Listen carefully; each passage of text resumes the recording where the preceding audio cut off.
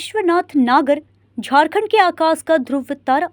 जी हां, झारखंड की पहचान खोरठा भाषा से है और खोरठा साहित्य का सबसे बड़ा साहित्यकार, जो कि एक लेखक के साथ साथ समाज सेवी और झारखंड को अलग राज्य करवाने वाले आंदोलनकारी और झारखंड के कण कण में बसे विश्वनाथ नागर को शायद ही झारखंड वासी और देशवासी कभी भूल पाए।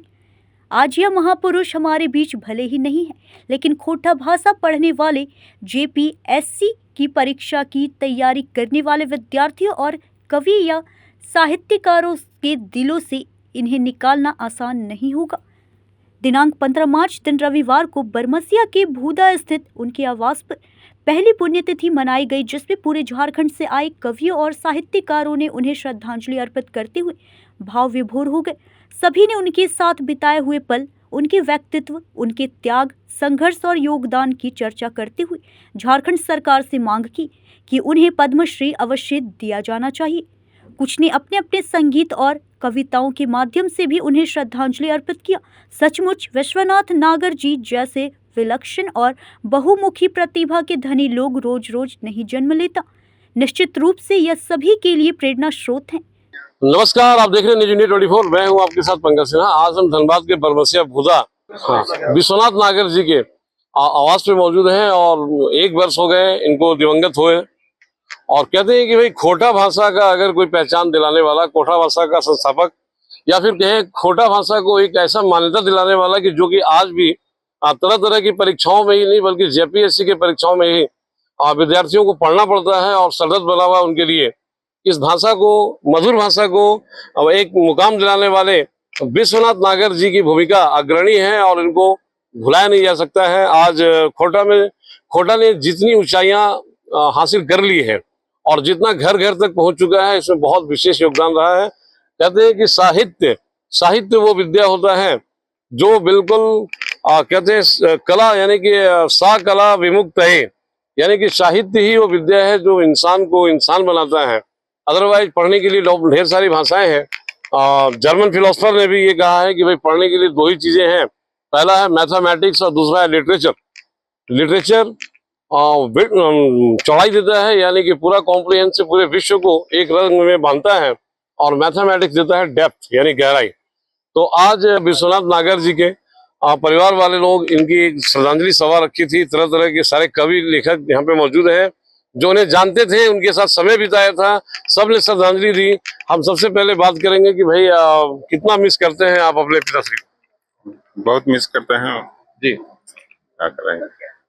एक भाषा मतलब कि जिसको बोलते हैं खोरठा भाषा को मतलब कि जो मुकाम दिलाने के लिए उन्होंने जो प्रयास किया और इसको और आगे ले जाने के लिए क्या करेंगे। बहुत सी किताबें भी उन्होंने लिख दी, जैसे गीता, आचार्य विनोबा भावे हो, स्वामी विवेकानंद हो या शीलपाद हो।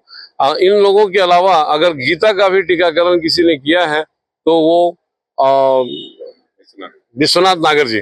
तो विश्वनाथ जी ने बिल्कुल सचमुच मतलब कि विश्व में ये दिखा दिया कि अगर छोटे से जगह में रह करके भी कैसे एक अच्छा मुकाम को हासिल किया जा सकता है। तो इन साहित्यों को तो मतलब कि पब्लिश करवा ही चुके हैं, और क्या कर सकते हैं। और कुछ और बिना पब्लिश बाकी है, उसको भी सोच रहे हैं कि करवाएंगे, फिर उसी प्रयास में लगे हुए हैं जी।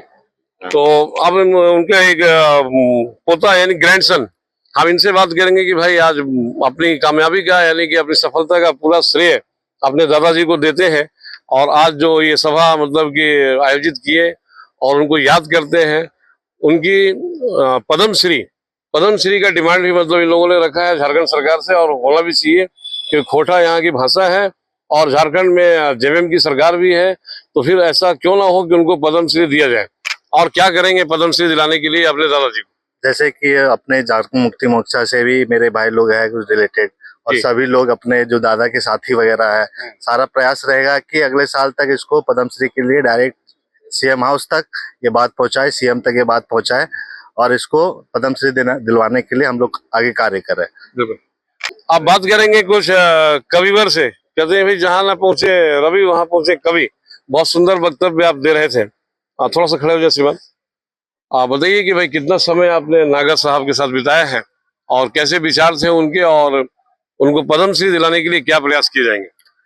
जो बन पड़ेगा, हम लोग खोरठा साहित्य संस्कृति परिषद रजिस्टर्ड संस्था हमारी है जी, जो कि रांची विश्वविद्यालय श्यामा प्रसाद मुखर्जी विश्वविद्यालय, आपका कोयलांचल विश्वविद्यालय, इधर आपका हो गया लंबोदर पीताम्बर, इधर हो गया आपका सिद्धू कानू यूनिवर्सिटी। सब जगह खोटा का पढ़ाई चलता है और सब जगह वहाँ सब चीज डुपुट है, प्रोफेसर है, टीचर है, स्टूडेंट है। तो जहाँ जहाँ जो चीज का डिमांड होगा, ताकि इनका तो ऑलरेडी सिलेबस में शामिल है, और जब शामिल है तो उस चीज को तो ज्यादा समय लगता नहीं है, चाहे कोई भी अवार्ड हो। वो तो सरकारी संस्थान का काम है कि वो उस योग्य जो साहित्यकार को समझे उसको पद्मश्री दे सकते हैं। इससे भी कोई ऊंचा मतलब पद्मश्री से भी है तो वो भी दिया जा सकता है।